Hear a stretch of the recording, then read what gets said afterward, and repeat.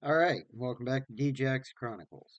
I'm sorry that I've been taking so long on this project in particular, and I'm not really doing much in between because I don't want to distract from it much because it's a really big story.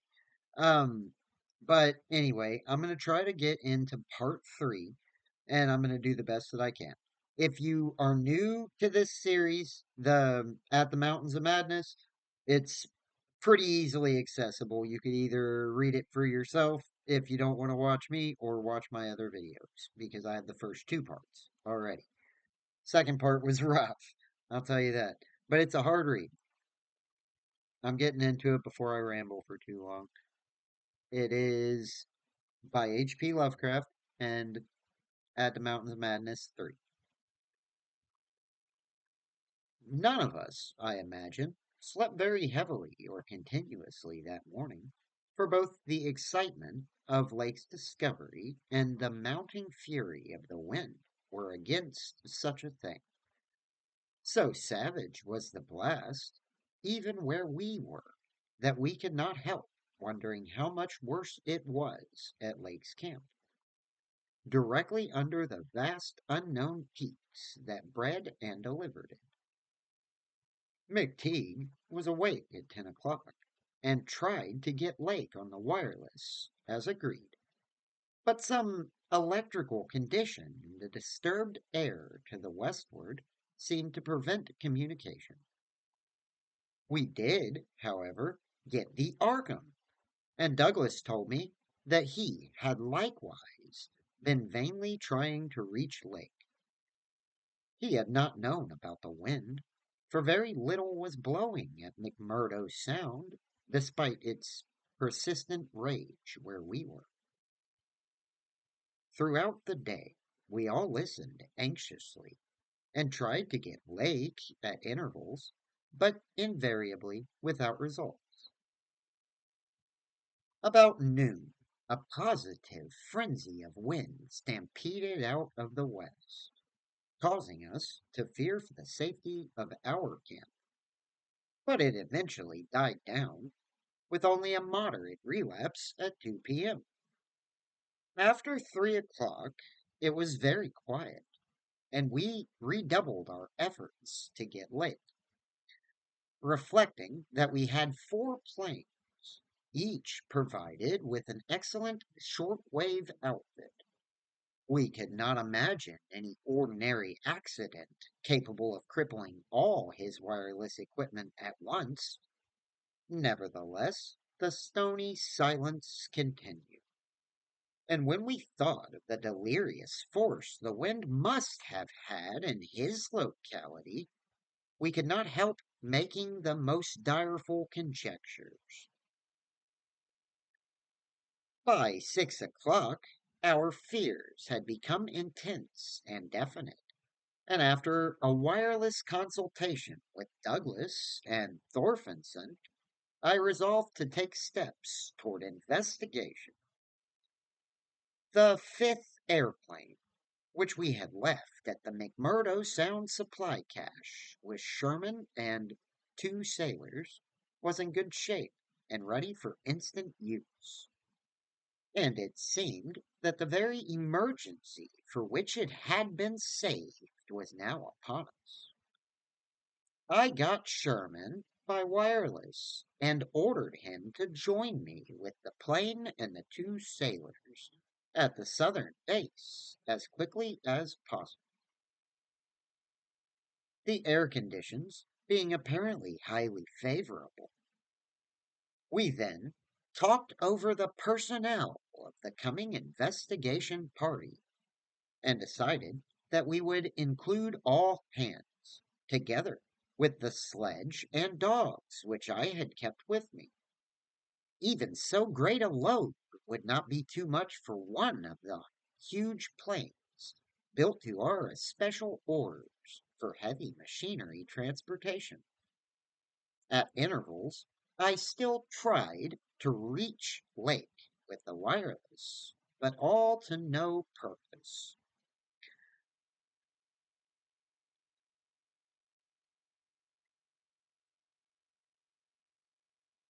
This doesn't exactly help, but it feels good.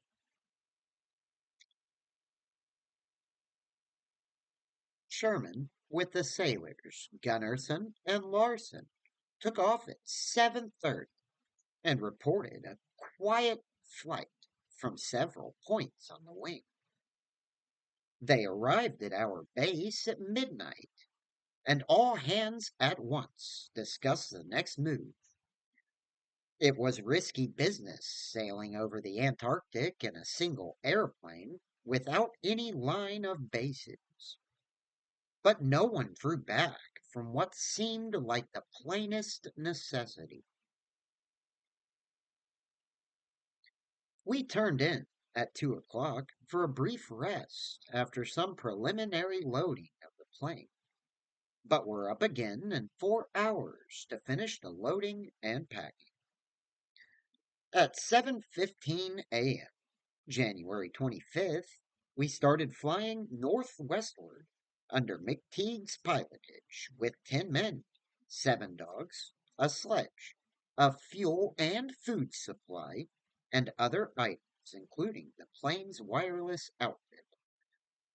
The atmosphere was clear, fairly quiet, and relatively mild in temperature, and we anticipated very little trouble in reaching the latitude and longitude designated by Lake as the site of his camp. Our apprehensions were over what we might find or fail to find at the end of our journey, for silence continued to answer all calls dispatched to the camp. Every incident of that 4.5 hour flight is burned into my recollection because of its crucial position in my life. It marked my loss at the age of 54 of all that peace and balance which the normal mind possesses through its accustomed conception of external nature and nature's laws. Thenceforward, the 10 of us, but the student Danforth and myself above all others, were to face a hideously amplified world of lurking horrors, which nothing can erase from our emotions, and which we would refrain from sharing with mankind in general if we could. The newspapers have printed the bulletins we sent from the moving plane, telling of our non-stop course, our 2 battles with treacherous upper air gales, our glimpse of the broken surface where Lake had sunk his mid-journey shaft 3 days before, and our sight of a group of those strange, fluffy snow cylinders, noted by Amundsen and Bird as rolling in the wind across the endless leagues of frozen plateau. There came a point, though, when our sensations could not be conveyed in any words the press would understand, and a later point when we had to adopt an actual rule of strict censorship. The sailor Larson was first to spy the jagged line of witch like cones and pinnacles ahead, and his shouts sent everyone to the windows of the great cabined plane. Despite our speed, they were very slow in gaining prominence. Hence, we knew that they must be infinitely far off and visible only because of their abnormal height.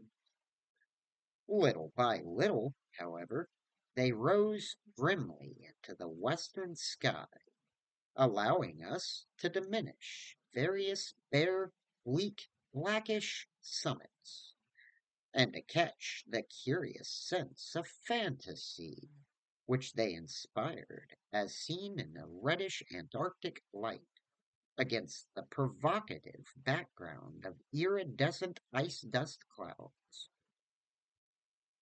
in the whole spectacle, there was a persistent, pervasive hint of stupendous secrecy and potential revelation, as if these stark, nightmare spires marked the pylons of a frightful gateway into forbidden spheres of dream and complex gulfs of remote time, space, and ultra dimensionality. I could not help feeling that they were evil things, mountains of madness, whose farther slopes looked out over some accursed ultimate abyss.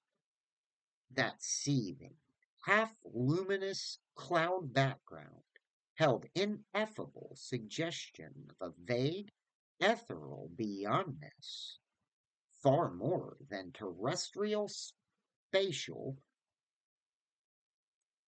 no, terrestrially spatial, and gave appalling reminders of the utter remoteness, separatedness, desolation, and eon long death of this untrodden and unfathomed austral world. It was young Danforth who drew our notice to the curious regularities of the higher mountain skyline, regularities like clinging fragments of perfect cubes, which Lake had mentioned in his messages, and which, indeed, justified his comparison with the dreamlike suggestions of primordial temple ruins on cloudy Asian mountain tops, so subtly and strangely painted by Roerick. There was indeed something hauntingly Roerick-like about this whole unearthly continent of mountainous mystery. I had felt it in October when we first caught sight of Victoria Land, and I felt it afresh now. I felt, too, another wave of uneasy consciousness, of arcane mythical resemblances of how disturbingly this lethal realm of no, correspondent to the evilly famed plateau of Lang in the primal writing.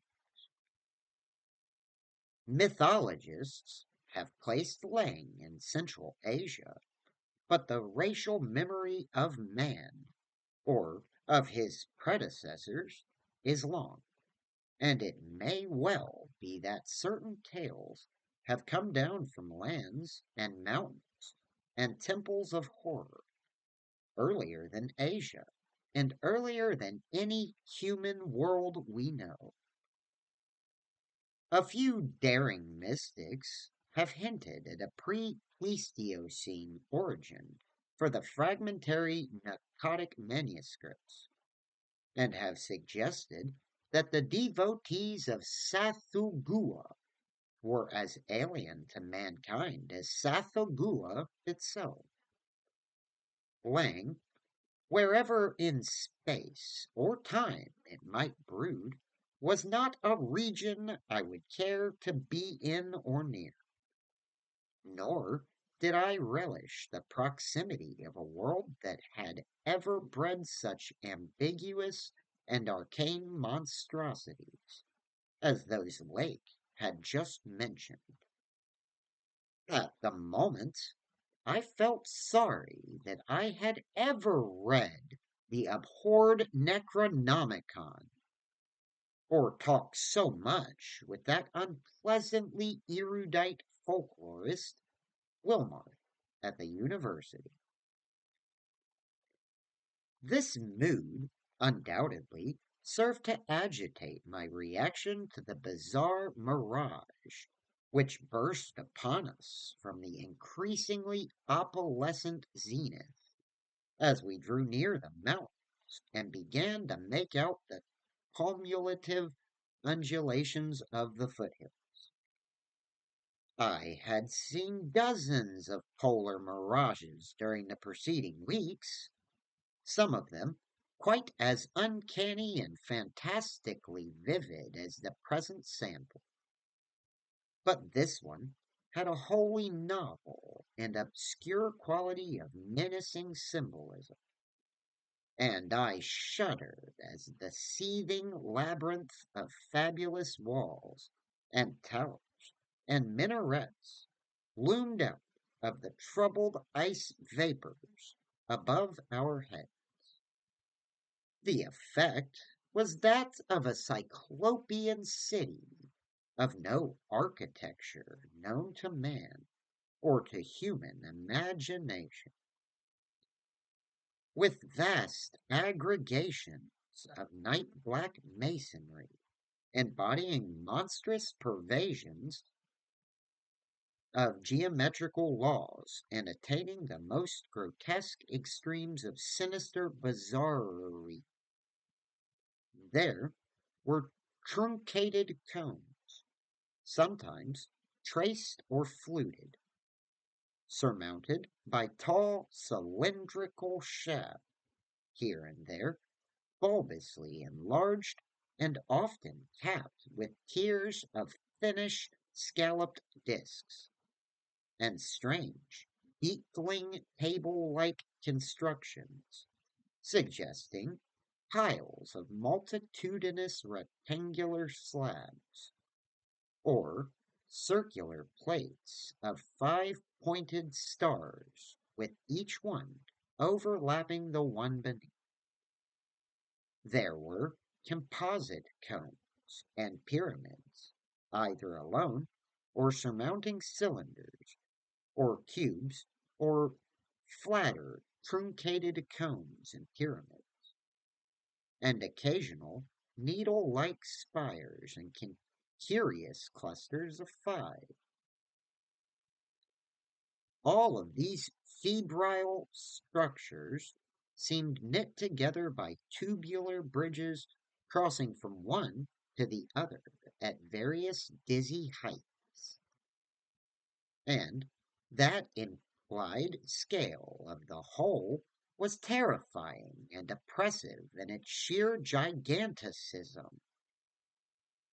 The general type of mirage was not unlike some of the wilder forms observed and drawn by the Arctic whaler Scoresby in 1820. But at this time and place, with those dark, unknown mountain peaks soaring stupendously ahead, that anomalous elder world discovery in our minds, and the pall of probable disaster enveloping the greater part of our expedition, we all seem to find in it a taint of latent malignity and infinitely evil portent.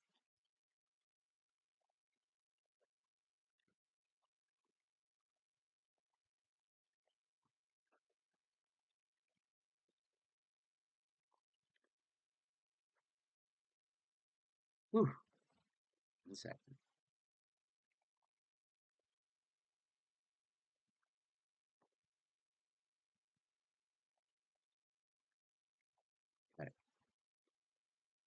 I was glad when the mirage began to break up, though in the process the various nightmare turrets and cones assumed distorted temporary forms of even vaster hideousness. As the whole illusion dissolved to churning opalescence, we began to look earthward again, and saw that our journey's end was not far off. The unknown mountains ahead rose dizzyingly up like a fearsome rampart of giants, their curious regularities showing with startling clearness, even without a field glass. We were over the lowest foothills now, and could see amidst the snow, ice, and bare patches of their main plateau a couple of darkish spots, which we took to be Lakes Camp and Boring. The higher foothills shot up between 5 and 6 miles away, forming a range almost distinct from the terrifying line of more than Himalayan peaks beyond them. At length, Ropes, the student who had relieved McTeague at the controls, began to head downward toward the left hand dark spot, whose size marked it as the camp. As he did so, McTeague sent out the last uncensored wireless message the world was to receive from our expedition. Everyone, of course, had read the brief and unsatisfying bulletins of the rest of our Antarctic sojourns.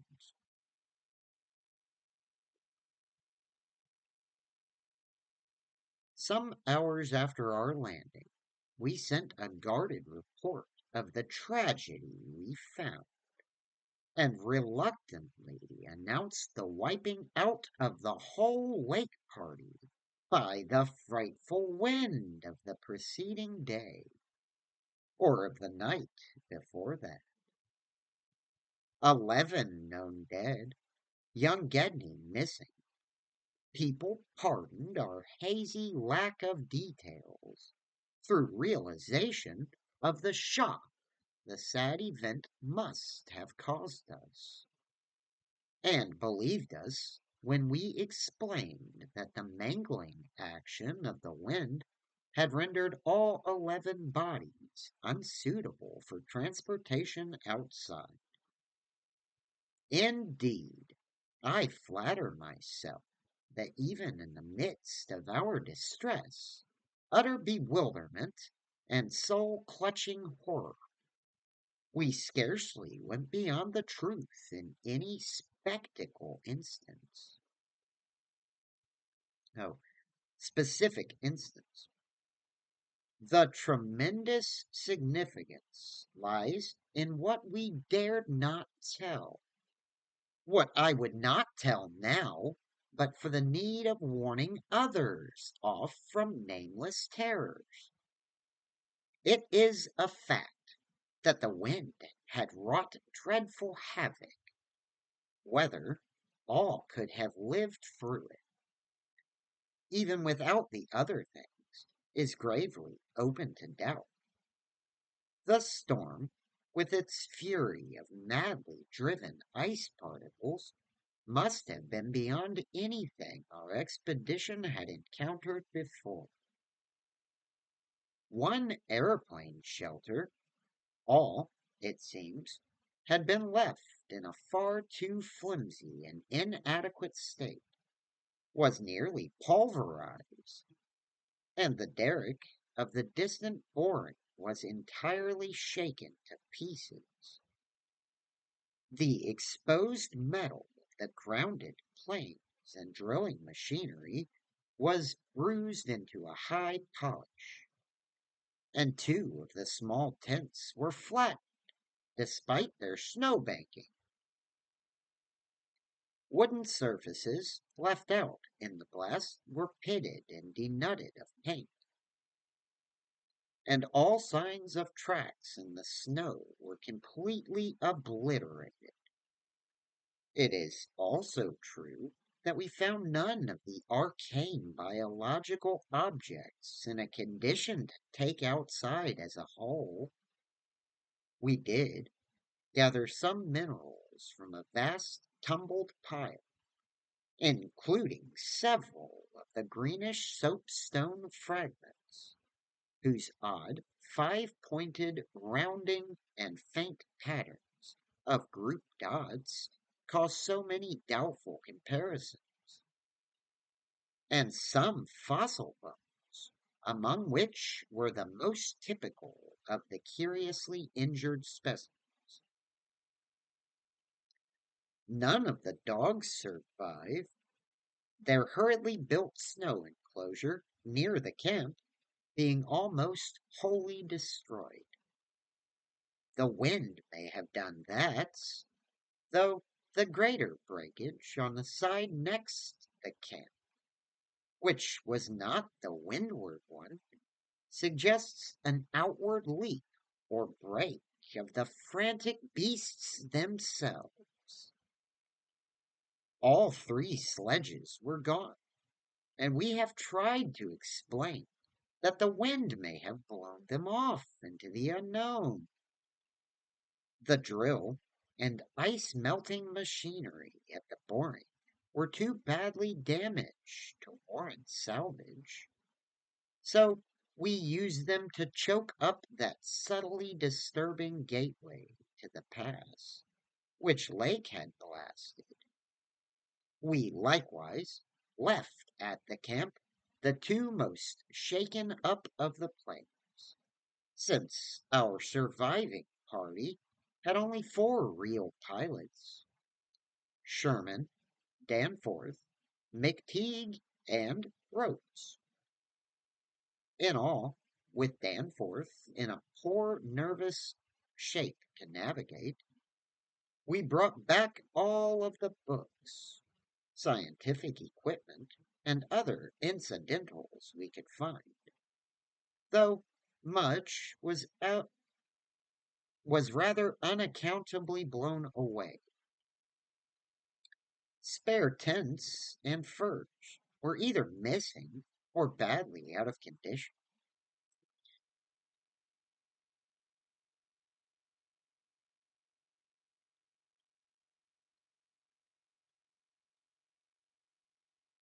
It was approximately 4 p.m.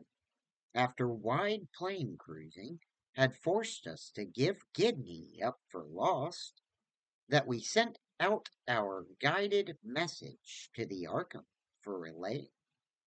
And I think we did well to keep it as calm and non committal as we succeeded in doing. The most we said about agitation concerned our dogs, whose frantic uneasiness near the biological specimens was to be expected from poor Lake's accounts. We did not mention, I think, their display of the same uneasiness when sniffing around the queer greenish soapstones and certain other objects in the disordered region.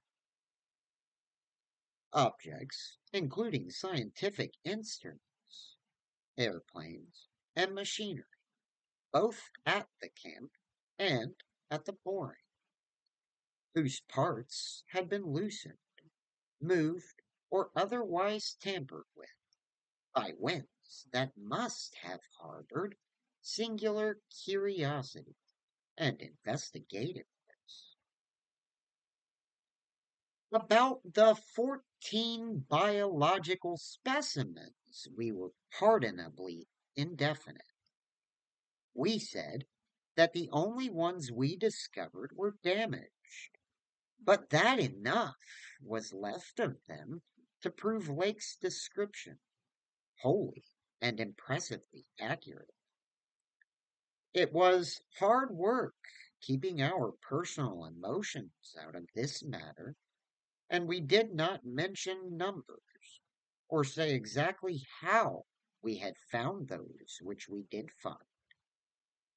We had, by that time, agreed not to transmit anything suggesting madness on the part of Lake's men, and it surely looked like madness to find six imperfect monstrosities carefully buried upright in 9-foot snow graves under five pointed mounds, punched over with groups of dots in patterns exactly like those on the queer greenish soapstones dug up from Mesozoic or Tertiary times. The eight perfect specimens mentioned by Lake seemed to have been completely blown away. We were careful, too, about the public's general peace of mind. Hence, Danforth and I said little about the frightful trip over the mountains the next day, It was the fact that only a radically lightened plane could possibly cross a range of such height, which mercifully limited that scouting tour to the two of us. On our return at 1 a.m., Danforth was close to hysterics, but kept an admirably stiff upper lip. It took no persuasion to make him promise not to show our sketches and the other things we brought away in our pockets, not to say anything more to the others than what we had agreed to relay outside, and to hide our camera films for private development later on. So that part of my present story will be as new to Peabody, McTeague, Ropes, Sherman, and the rest as it will be to the world in general. Indeed, Danforth is closer mouthed than I, for he saw, or thinks he saw, one thing he will not tell even me. As all know, our report included a tale of a hard ascent, a confirmation of Lake's opinion that the great peaks are of arcane slate and other very primal crumpled strata, unchanged since at least middle Comanchean times. A conventional comment on the regularity of the clinging cube and rampart formations, a decision that the cave mouths indicate dissolved calcareous veins, a conjecture that certain slopes and passes would permit of the scaling and crossing of the entire range by seasoned mountaineers, and a remark that the mysterious other side holds a lofty and immense super plateau, as ancient and unchanging as the mountains themselves, 20,000 feet in elevation, with grotesque rock formations protruding through a thin glacial layer, and with low, gradual foothills in between the general plateau surface and the sheer precipices of the highest peaks.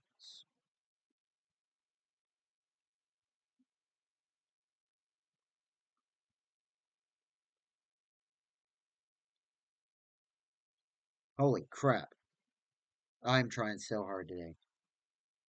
Shut up, don't curse it.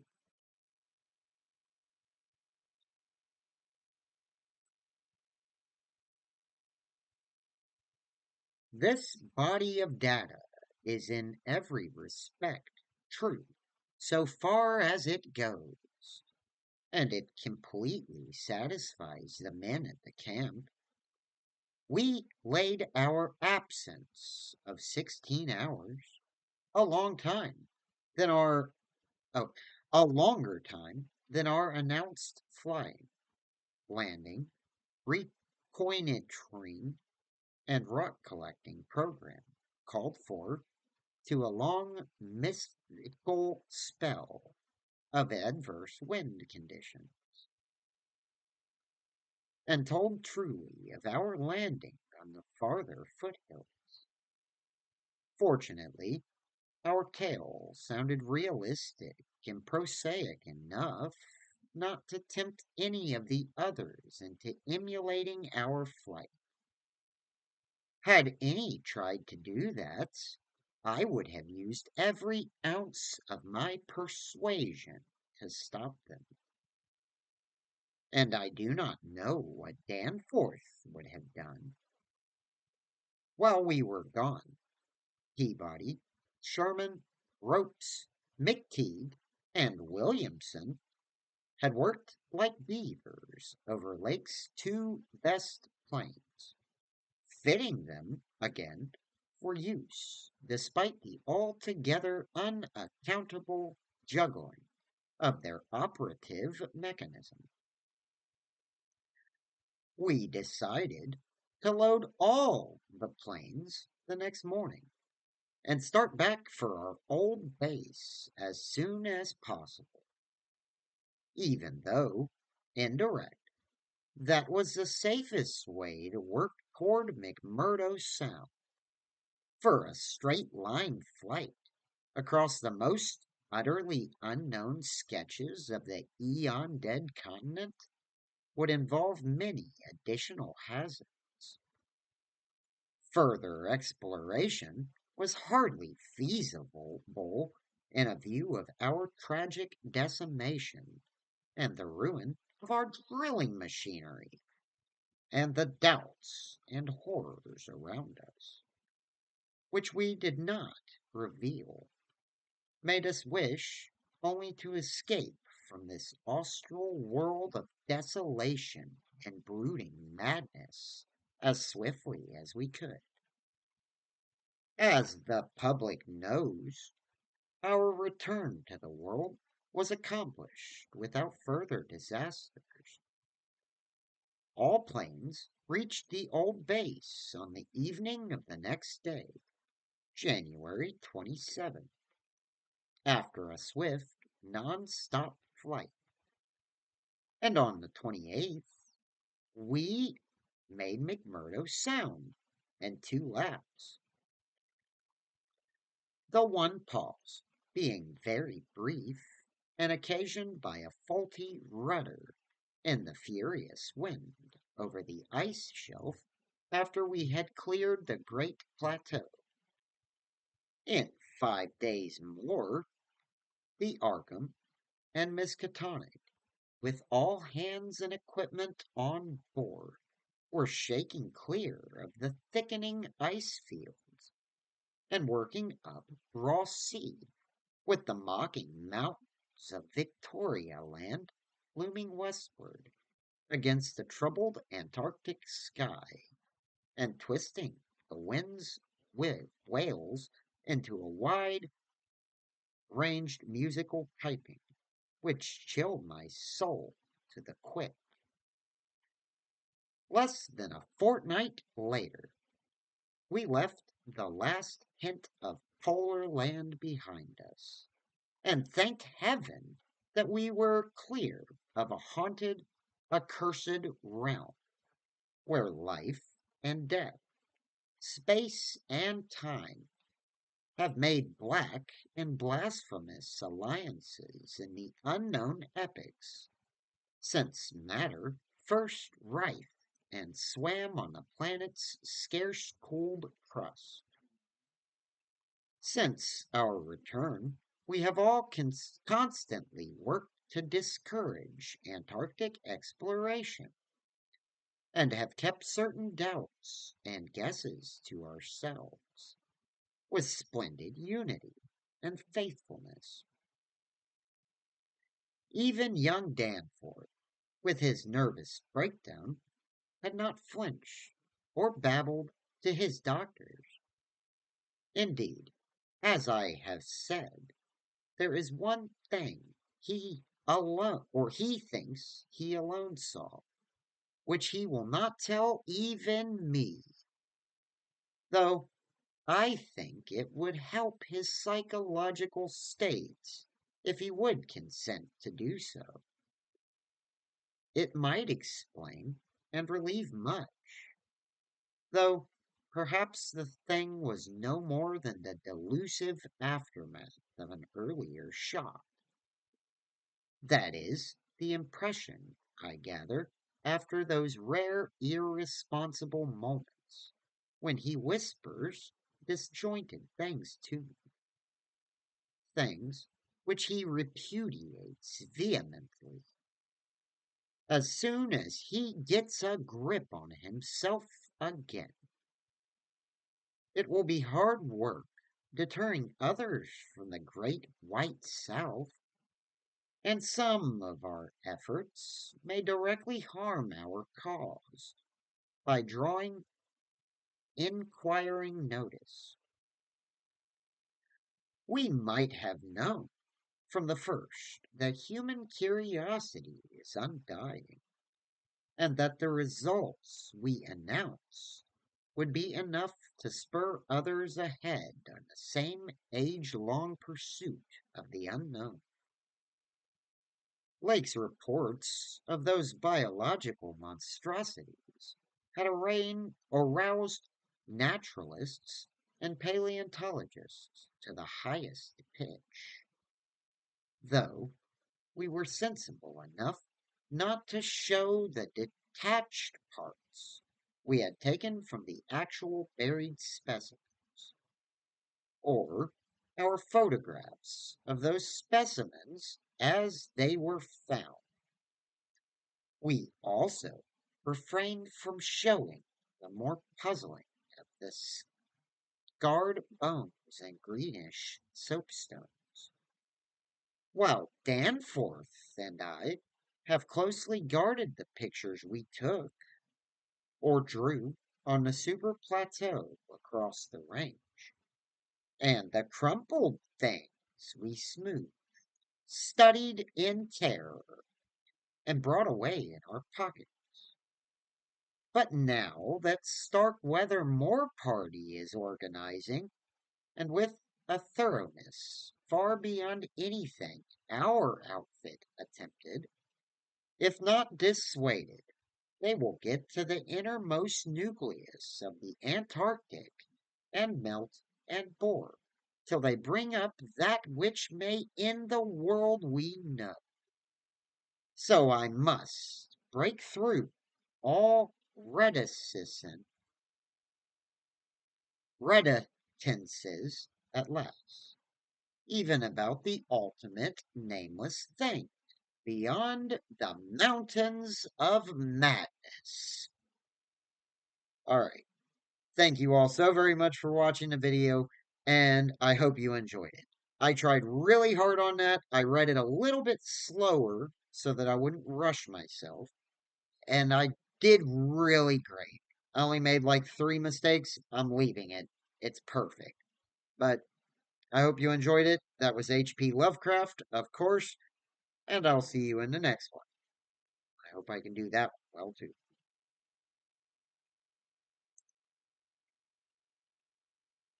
Let me guess, it wasn't recording, was it?